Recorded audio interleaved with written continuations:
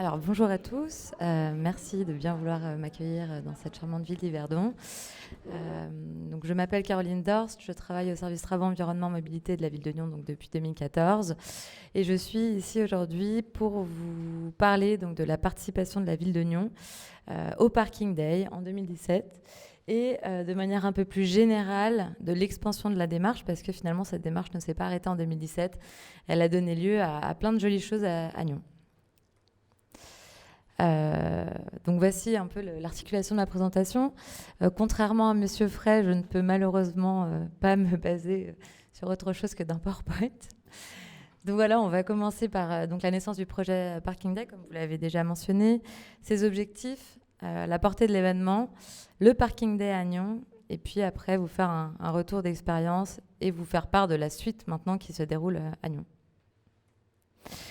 Donc la naissance du projet Parking Day, donc c'est un projet donc, qui a vu le jour à San Francisco, suite au constat que 70% des espaces en plein air sont dédiés aux places de stationnement, ce qui est énorme. Le mouvement Parking Day a été créé en 2005 donc, par un collectif d'artistes, de paysagistes et d'activistes, avec la volonté de transformer des espaces de parking en parcs publics éphémères. Ces événements peuvent s'apparenter à de l'urbanisme dit tactique. Et le concept a été donc influencé par les problématiques de sécurité dans l'espace public et le mouvement mondial Car City Free, donc la journée sans voiture en 1970.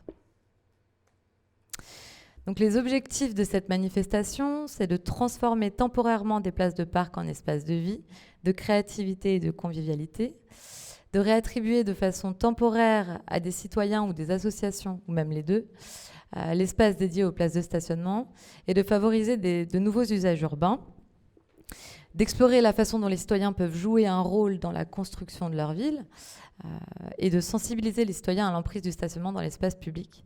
Puisque vous verrez par la suite qu'avec ces petites activités, on se rend vraiment compte qu'en enlevant une ou deux voitures, on peut dédier l'espace à toute autre chose. C'est un événement qui se voulait unique en 2005, mais qui a très vite fait le tour du monde, comme le montre la carte qui est ci-dessous. Aujourd'hui international et reconduit chaque année le 3e vendredi du mois de septembre. Donc je ne sais pas si c'est volontaire, mais Parking Day 2020, c'est demain.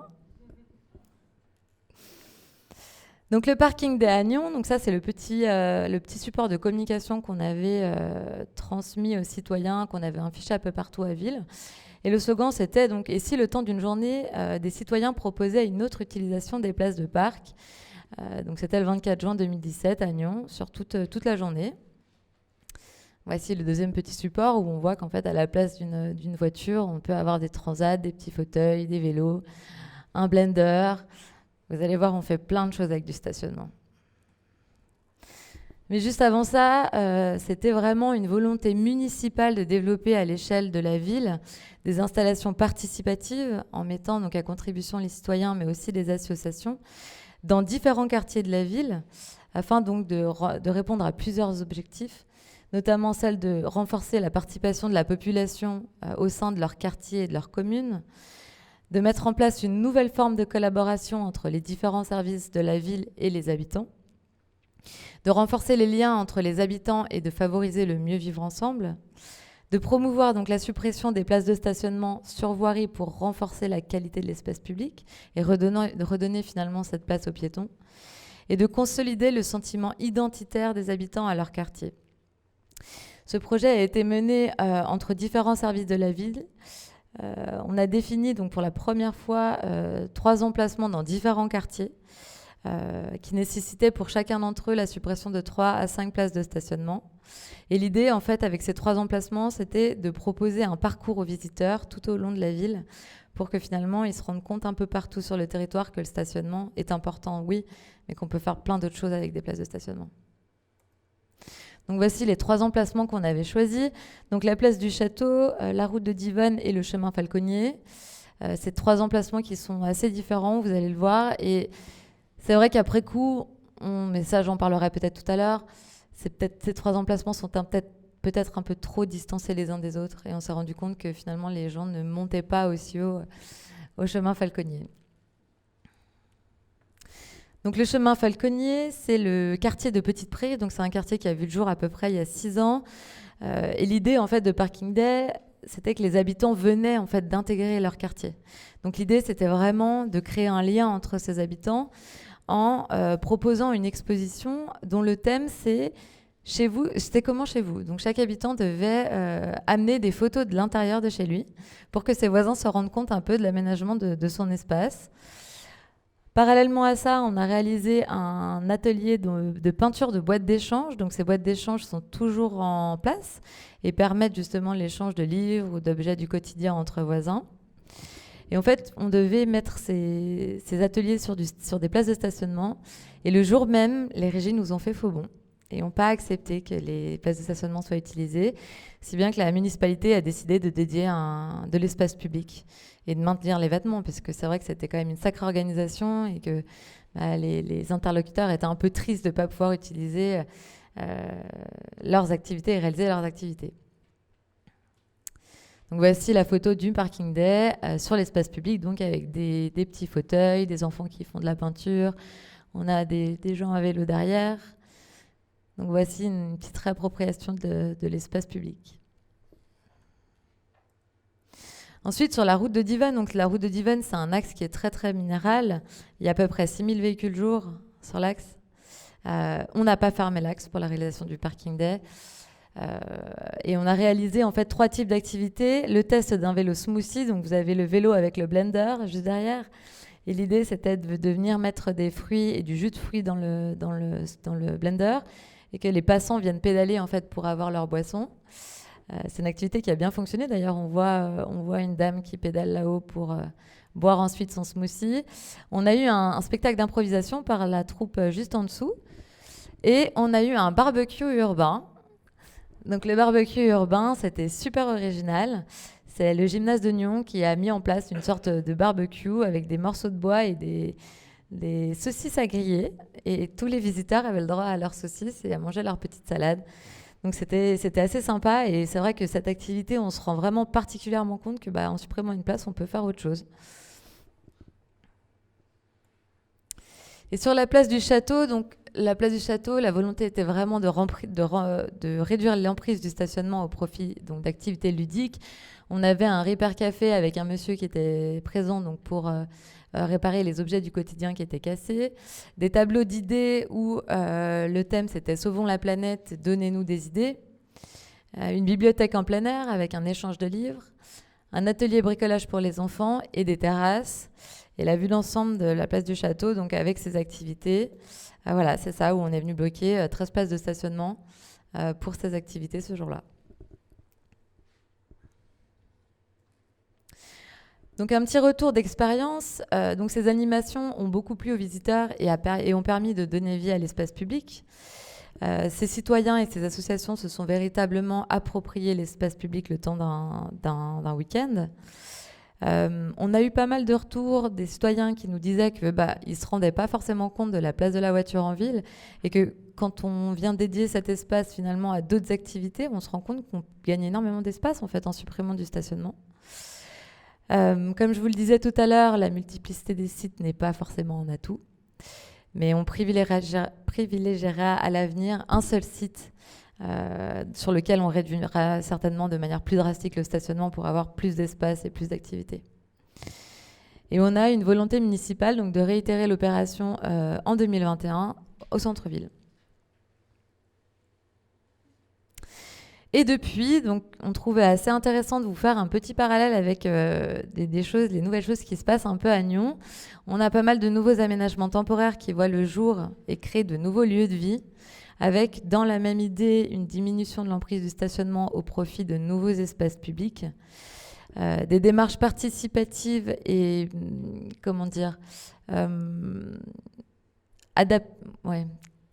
qui permettent des adaptations, je dirais, qui sont bon marché, évolutives et participatives, et qui permettent d'avoir des véritables laboratoires d'usage à ciel ouvert pour tester et adapter les projets de demain. On sait aujourd'hui que le problème dans ces thématiques d'aménagement, c'est toujours de savoir comment bien aménager. Et c'est vrai que souvent, on aménage certains lieux et on se rend compte que finalement, ça ne fonctionne pas. Et la ville de Nyon a décidé en fait, de faire des aménagements temporaires pour tester les usages, savoir si ce qu'elle propose fonctionne, et après, en fait, partir sur des aménagements qui sont plus pérennes et qui seraient plus coûteux. Donc typiquement, on a les jardins de Pertan. Donc, peut-être que certains d'entre vous connaissent le grand parking de Pertan, qui est un parking de 390 places aujourd'hui. On a eu une volonté municipale de supprimer 30 places de stationnement environ au profit des terrasses. Donc on voit en fait tout le petit carré orange aujourd'hui a été dédié à une promenade, un square et des terrasses. Donc on voit la promenade en fait sur le haut des photos et le square qui a repris vie en bas. Et demain, on aura donc en 2021 la suppression de cet espace-là de stationnement qui est actuellement en discussion pour faire également une promenade ici avec des activités. Et l'idée de ce parc, en fait, l'idée de ce parking, c'est que ce parking, d'ici une dizaine d'années, sera un parking enterré. Et l'idée, en fait, c'est de venir créer un parc sur tout l'ensemble. Avec ce laboratoire d'usage, on arrive quand même à voir ce qui plaît, ce qui ne plaît pas. Et le citoyen commence à imaginer ce que sera son parc du futur à la place du parking actuel. On a la voie 4 aussi à la gare de Nyon. Donc ça, c'est un projet qui date de 2019.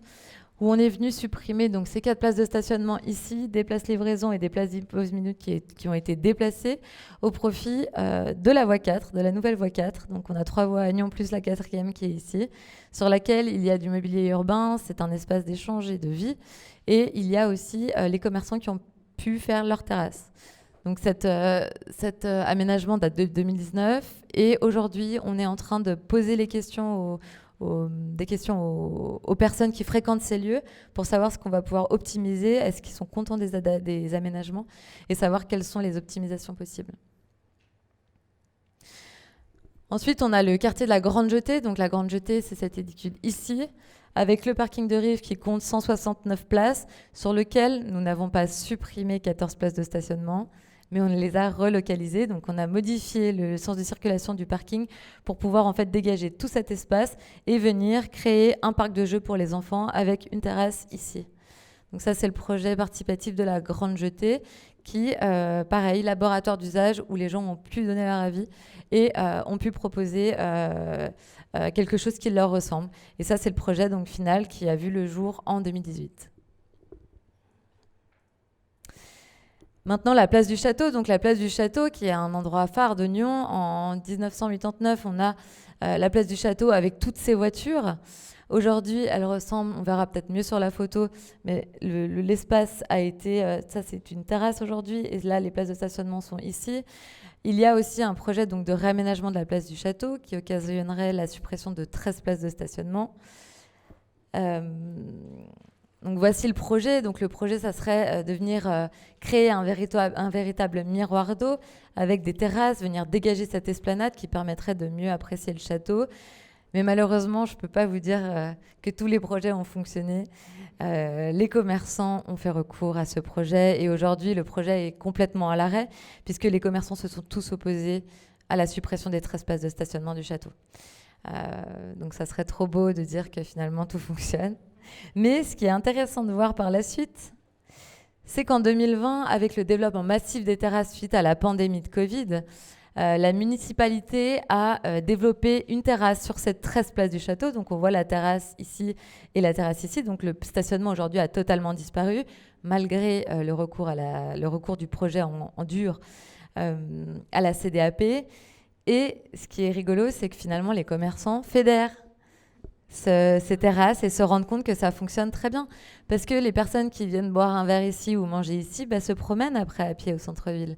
Et finalement, on se promène beaucoup plus quand on est à pied et on consomme plus à pied que quand on a sa voiture parce qu'on est bloqué par le temps de stationnement et on flâne plus quand on n'a pas sa voiture à se préoccuper.